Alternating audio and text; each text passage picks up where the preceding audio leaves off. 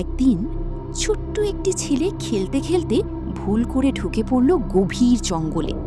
হাঁটতে হাঁটতে সে বুঝতেই পারল না কখন সে বাঘের এলাকায় চলে এসেছে। হঠাৎ সামনে ঝোপের আড়াল থেকে বেরিয়ে এলো একটি বিশাল বাঘ। বাঘকে দেখে ভয়ে শিশুটির মুখ শুকিয়ে গেল।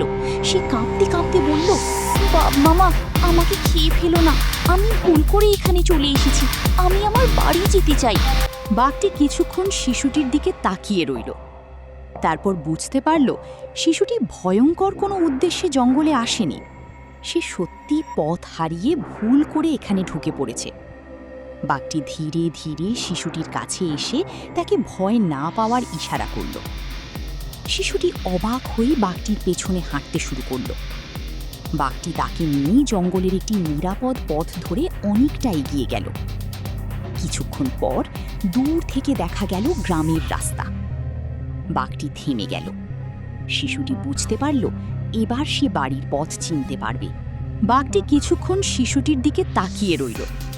তারপর বুঝতে পারল শিশুটি ভয়ঙ্কর কোনো উদ্দেশ্যে জঙ্গলে আসেনি।